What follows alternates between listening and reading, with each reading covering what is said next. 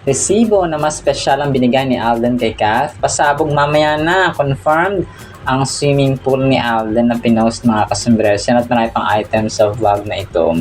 Unahin ko itong pasabog mamaya mga kasombrero sa August 8, 2026. No, yung documentary na pinaghirapan at pinag-isipan at talagang aabangan ito mga kasombreros mamaya, no? Pinost ito ni Alden sa kanyang Instagram story kahapon or kagabi mga kasombreros, no? Na kung saan ay may mga specific details at saka quote siyang binigay dito dun sa maya or sinulat ang GMA Public Affairs dun sa ginagawa nilang Rebuilding Broken Rooms na documentary na mapapanood na mamaya sa GMA mga kasombreros. Mga estudyante, grabe 7 kilometro ang nilalakad patungo sa kanilang paaralan. Grabe mga kasombreros, no? 7 kilometers. Tapos yung isa dito, parang kumuha sila ng mga special quotes, mga kasombreros, na tapos sabi dito ng isang pinost ni Alden. At the same time, noong na-experience ko yung pagpunta mula sa bahay nila hanggang sa school, parang durog ka na. Bago ka palang magsimula na matuto, pagod ka na, you're exhausted, you're hungry, naawa ako sa kanila. So ito pa yung sinabi ni Alden, no, mga kasombreros, so one of his interviews sa GMA Public. Grabe, no?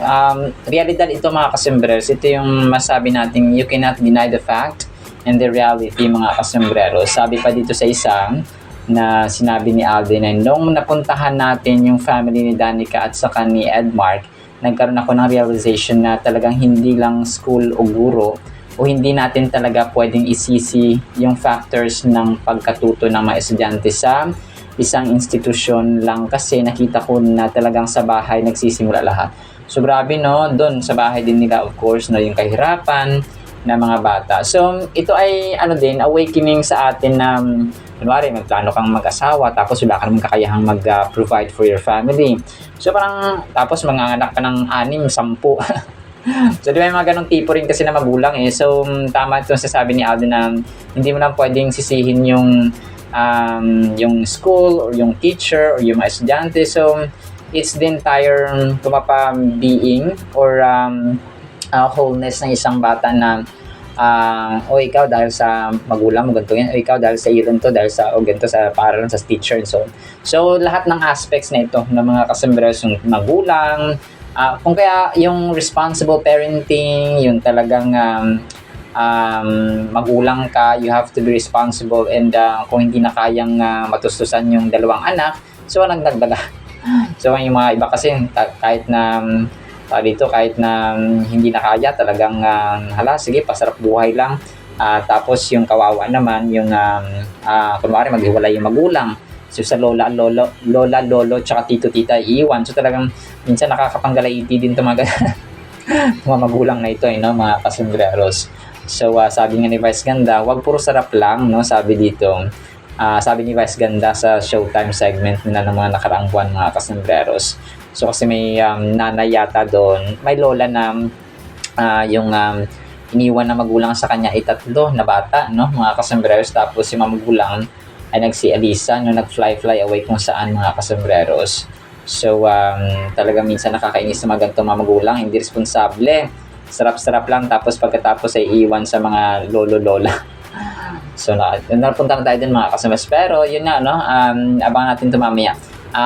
Tapos next item natin, confirm pala yung swimming pool ha. Salamat sa mga nag-comment, sina kasombrerong Mayvi, kasombrerong Nanay Vicky, no, at saka sina kasombrerong Raquel and the rest, na itong swimming pool pala na ito na kung saan ay pinost din ni Alden sa kanyang Instagram ay din pala ito sa bago niyang bahay mga kasombreros, kasi nga yung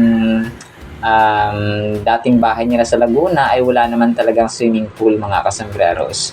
So ito confirm din ito, no, kasi nag-post din si Alden mga kasombreros.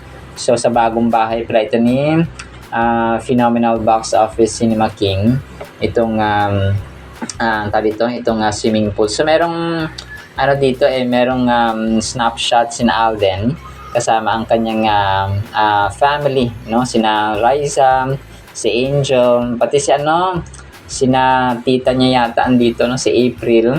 Tapos yung Pakistani niya na pinsan, mga kasambreros, no. Hindi ko lang po yung pangalan. Nalang ko yung pangalan kaso nakalimutan ko naman, mga. So enjoy sila dito sa kanilang vacation, mga kasambreros. So bakasyon mode si Soiti dito. Siguro invite niya na yung kanyang pamilya na sige dali ligo tayo sa bago kong bahay, ganon.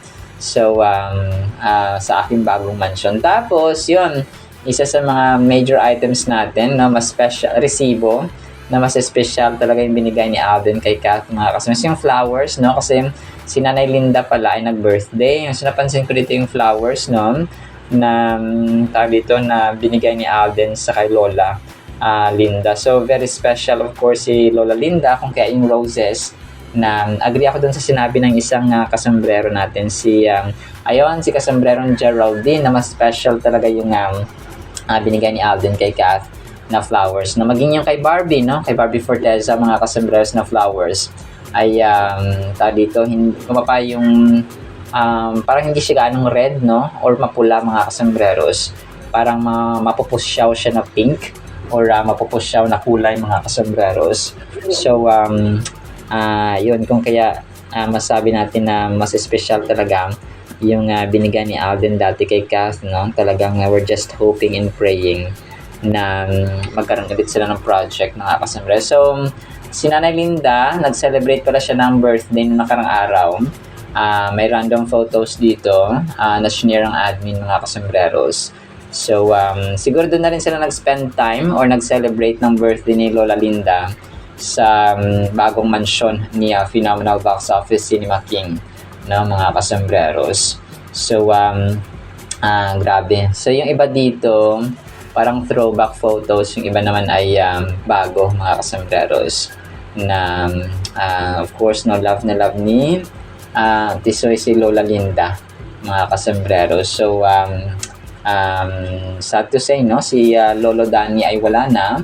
So kung kaya si Lola Linda na lang yung kanilang pinakamatanda sa bahay, mga kasambreros. Tapos ito yung August 7, parang na-recall ng isang admin, no, yung August 7 na date, mga kasambreros, 2023 naman ito. Ito yung time na nag-host si Soiti sa Miss Universe Philippines 2023. So kasama niya dito sina Michelle D, of course, no, tapos and the rest of parang ano lang to, kasi August 7, 2023 kahapon or 2026 kahapon. So nakatuxedo na black si Soiti dito. Parang naging judge. Okay, wait. Judge pa siya dito or host, mga kasambreros? So parang judge pala siya dito. 2024 pala siya naging host ng Miss Universe Philippines, no, mga kasambreros. So dito naman August 7, 2023 ay judge lang siya, mga kasambreros. So on this day, no, ni Alden Richards, no, mga kasambreros. So grabe, 5'11", 6-footer, so matangkad pa rin siya, no, sa mga kandidata, mga kasambreros. Tapos si Kath naman, pinost pala ni Kath ito sa kanyang Facebook account, no. Actually parang nung nakarang araw pa itong patungkol sa kanyang wax figure. Posted ito ng Madame Tussauds. Tapos nirepost ni Kath sa kanyang Facebook page. So parang sabi niya dito, "Hi everyone, happy summer. Catherine Bernardo inviting you to spend an unforgettable summer in Hong Kong." So yun siya na, for to shopping. So parang ano pala siya, no, magkakaroon pala siya ng dun sa Hong Kong, and breathtaking attractions. I'm sure you'll have a great time. Tapos and since you're there, don't forget to visit my Kath twin, no, and I can see to see all of your selfish fun moments, interactions with my wax twin. So dadalhin pala siya doon sa Hong Kong, no, mga kasambreros. Sabi niya, please don't forget to tag Madame Tussauds Hong Kong. Grabe, and use the hashtag Catherine Shines at MTHK, no, sabi niya. Okay, so dinala pala doon. Hindi ko alam kung pupunta rin siya doon, mga kasambreros, sa Hong Kong. Pero tingnan natin, no, yung ang kaganapan ni Kath, mga kasus, kung siya nga ay pupunta talaga ng Hong Kong kasama ng kanyang kakambal na wax figure, mga kasembreros. So parang invite siya na pagbukas doon, no? Hoping na makakadaan sila sa wax figure ni Kath, mga kasembreros. Tapos gusto ko itong pinost ng Primetime Media, highest grossing Filipino film of all time, still yung Hello Love Again at saka yung Hello Love Goodbye, mga kasembreros.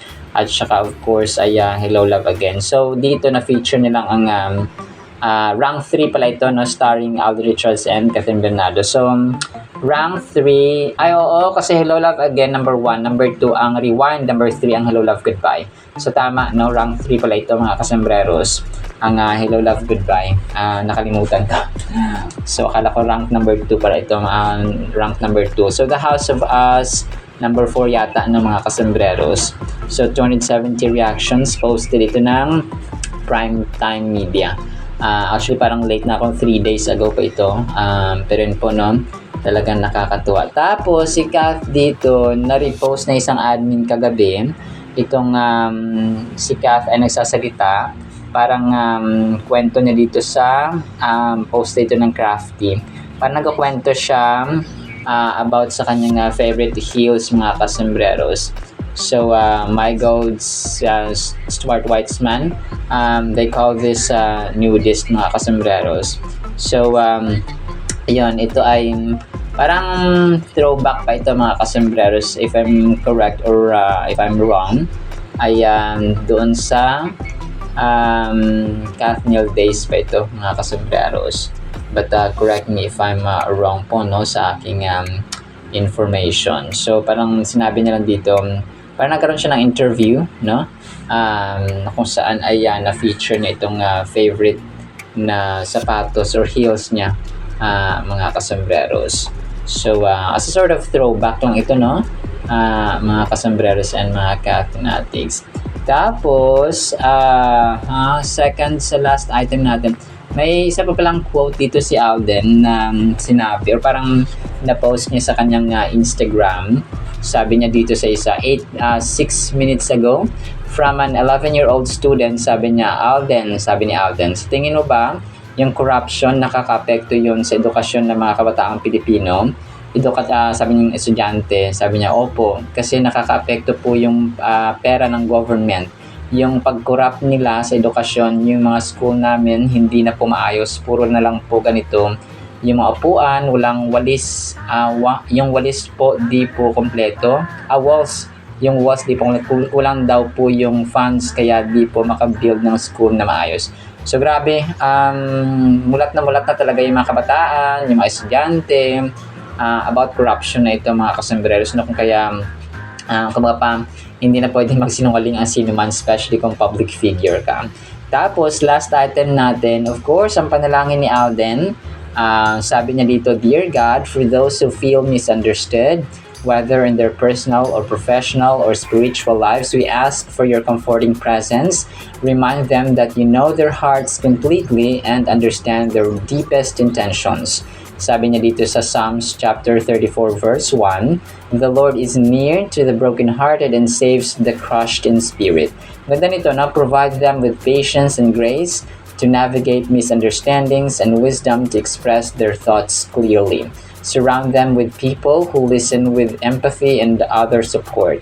Let them find peace in your acceptance and rest in the truth that they are fully known and loved by you. In Jesus' name, Amen. So amen and amen talaga, no?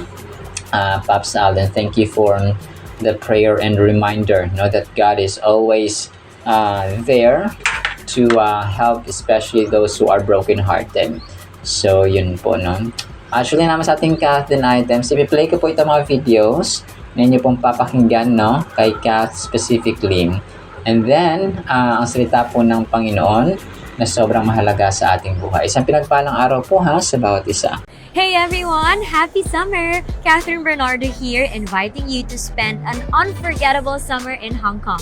From food trips to shopping and breathtaking attractions, I'm sure you'll have a great time.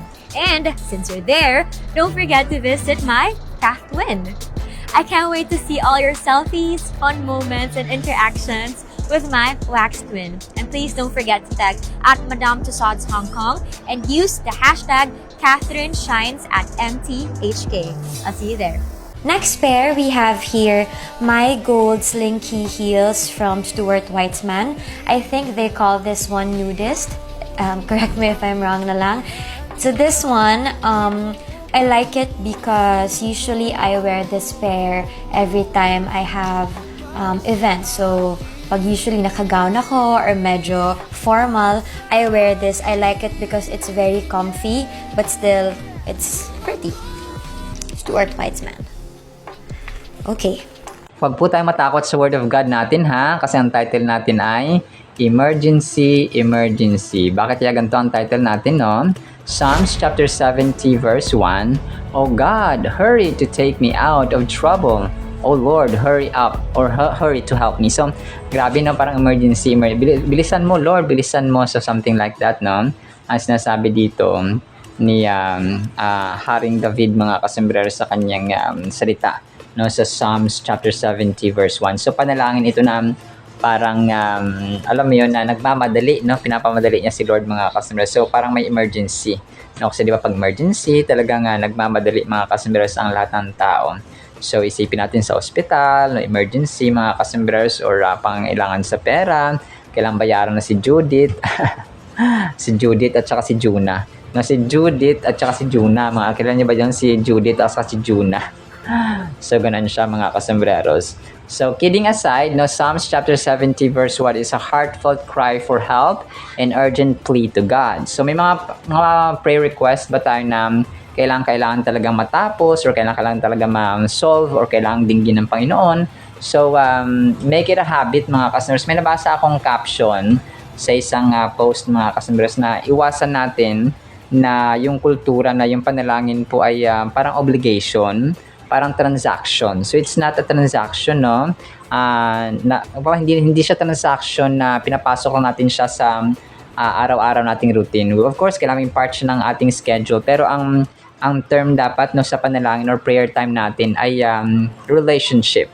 No, ito yung relationship natin sa Panginoon. That is why we have time for Him in prayer. We have time for Him in reading His Word, no, studying His Word, mga kasombreros, sa Holy Bible. So kasi yung iba transaction no?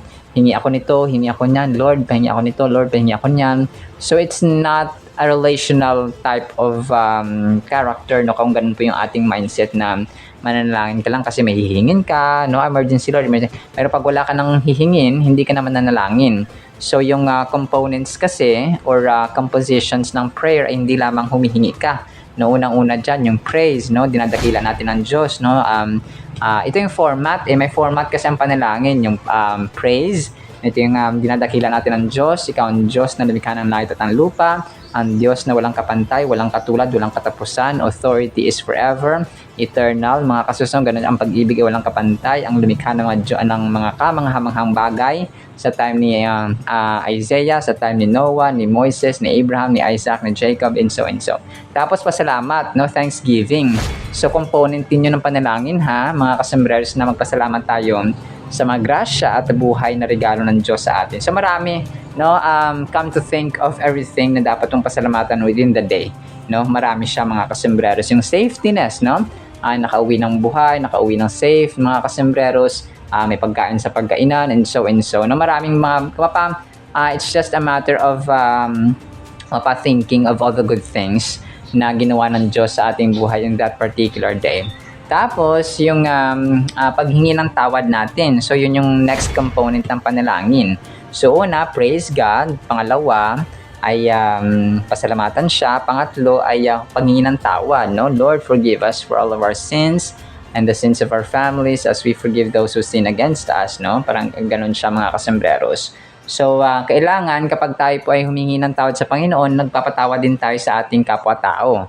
Hindi pwede na humingi tayo ng tawad sa Panginoon pero tayo mismo ay hindi nagpapatawad sa ating anak, sa ating asawa, tatay, kapatid, magulang, or so on, or kaibigan man dyan, or kung sino man dyan, mga kasimero. So, dapat kapag tayo po ay humihingi ng kapatawaran sa Diyos sa ating mga kasalanan, so make sure also that we also forgive our brothers and sisters. So, yung ating fellow people ba, no, may it be yung ating mga followers, yung kapitbahay natin na nagkasala. So patawarin natin sila mga customers. And yung pinaka-last na doon ay supplication. So we request God for the things that we need and the things that we don't need mga kasembreros. So ganun siya. So Lord, tanggalin niyo pa yung ganito sa aking buhay kasi ikakapahamak ko. Or ikaw nang bahala Lord, no? Tanggalin niyo po yung mga dapat tanggalin sa aking buhay so that mapuri at madakila ang Diyos. So parang ganun siya mga kasembreros. So ang prayer, yung pinaka-component ng prayer ay hindi lamang siya paghingi, no? Agad-agad mga kasi may mga times na emergency, no? May mga times na help, no? Ganun siya. So prayer na yung mga kasembreros. So case-to-case basis. Pero yung pinaka-format talaga ay yung na-mention natin, no? Praise, nadakila ng Diyos. Pangalawa, pasalamatan siya. Pangatlo, paghingi ng tawad. At ang pang-apat naman ay paghingi ng mga bagay na mga kailangan natin, no? Especially mga intangible things, no? Hingi ka ng kapayapaan sa loob ng tahanan, humingi ka ng pag-ibig, humingi ka ng kapatawaran, humingi ka ng mga bagay. Of course, no? Pwede naman yung pangarap na to be fulfilled yet, mga kasembreros. So, the psalmist begins the prayer with a direct appeal to God. The words, make haste or hurry up or take me out, no? Ito po ay indicating ng immediacy of the plea. No, kumaga pa agad-agaran mga customers. It emphasizes the need for quick action from God in times of trouble. In many ways, it reminds us that we have the right to ask God for immediate help. It acknowledges that God is the present help in our times of trouble and need. So ito po ay nagtuturo sa atin na ang Diyos po natin ay maasahan sa lahat ng panahon, sitwasyon at lugar. Kung saan man tayo naroon mga kasus. This verse also teaches us about the nature of our relationship with God. We can approach Him bodily and candidly, laying down our burdens and taking for His assistance or asking for His assistance. When we face difficult moments, it can be comforting to know that we are not acting alone. We can turn to God who is ever present and always listening. We seek help not only in our physical realm, but also in the emotional and spiritual dimensions of our life. So, hindi lamang isang aspect. So, ito yung sasabi ko na hindi lang paghingi agad ng ating kailangan, yung components ng prayer. So, maraming components. So, pwede ka rin humingi ng tulong sa physical aspect, sa emotional aspect, baka parati kang nagagalit, no? Magagalitin ka, bugnutin. So sa iyong mental aspect, no? Na protectionan at i-cover ng Diyos ang ating maisipan para tayo po ay free from stress, free from anxiety, free from any distractions mga kasembreros when we pray or study the Word of God. So pwede rin tayong humingi ng tulong sa ating relationships, no? Relational aspect, no? Ayusin niyo po ang aming relasyon, no? Maghari ang pag-ibig and so mga kasembreros. So life can become tumultuous and feeling alone in our struggles can be frightening. Just as the psalmist expresses his feelings, we too can acknowledge our struggles and invite God into those moments. So pag hindi na kaya ng emergency na ito, so ganoon siya mga kasembreros kapag hindi natin kayang yung mga bagay-bagay. And definitely, no, kagaya ng parating sinasabi ni Lord ay hindi siya yung pag-aaral ng salita ng Diyos, yung pag-pray mga kasembreros ay hindi lamang siya once in a while or once in a week na gawain or agenda na dapat araw-araw po siya mga kasembreros. Kasi parang parang nanay, tatay mo or kasama mo sa bahay tapos hindi mo kinakausap, tapos nadaan-daanan mo lang, so ano yung mafe-feel nila? So parang galit pa sa akin to. So parang ganun din po ang Diyos. Kapag hindi natin siya kinausap within the day, ay parang there's something wrong. No, ganun siya mga kasembreros. The words, O God and O Lord, are not wasted. They emphasize the authority and capability of the one being addressed. They remind us that God is not only just any helper, but the Almighty, and coming into His presence acknowledges His power and majesty above all else. Acknowledging God's sovereignty is critical when invoking His assistance. So yun, kagaya ng nabanggit ko kanina, na napakahalaga po nabanggitin natin yung authority ng Diyos. No? Doon sa praise, pinakauna siya mga kasembreros. Yung pagpupuri, pagdakila, pagtataas sa Diyos na siya ang Diyos na lumikha ng langit ng lupa, walang kapantay ang kanyang kapangyarihan, walang katapusan ng kanyang kapangyarihan, ang authority na incomparable and so mga kasembreros. So, siya ang Diyos noon, ngayon at pagpakailanman at wala siyang katapusan mga kasembreros. Kasi imagine niyo lahat ng generation mamamatay. Lahat tayo mamamatay. Pero ang Diyos natin ay dakila, siya ay forever, Kasi nga, Diyos siya. No? If He dies, and if He ends, no, kung may ending siya mga ka-Assemblies, ay hindi po siya Diyos. So, as simple as that. Kung kaya parati nating pagtiwalaan ng Diyos na makapangyarihan sa lahat. Another vital lesson is to remember that God is never far from us. Particularly during our trying times, the psalmist's cry indicates understanding of God's nearness. We are invited to call upon Him with the assurance that He is listening and is interested in our struggles. God loves us in response when we seek Him earnestly. So, yun nga, time talaga natin. If you love God, we should spend time with Him, His Word, na magbasa tayo ng Biblia, manalangin, and of course, no, especially kapag tayo po'y kumakain, talagang i-appreciate natin ang Diyos. Okay?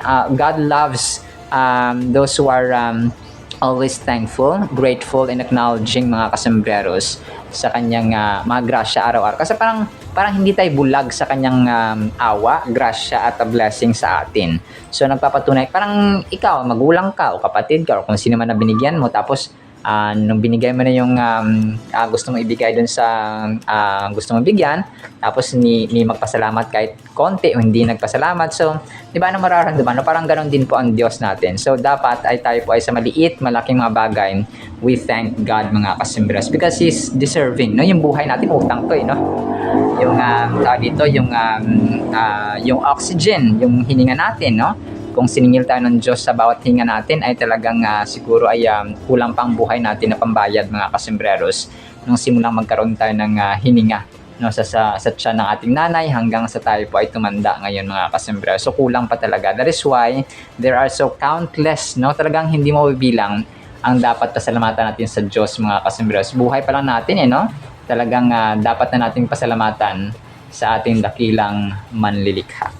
Alright, sinampas natin Word of God ha, no? Pagpalain po tayo ng pag-ibig, pananampalataya, pag-asa, and of course, no, yung pag-cry natin ng emergency, pagpanalangin mga customers every single time sa ating araw-araw na pamumuhay. In the mighty, holy, sweet, magnificent name of the Lord Jesus Christ, we pray, with the communion of the Holy Spirit of the living God. And everyone said Amen and Amen. See you sa next segment mga customers and paalam po.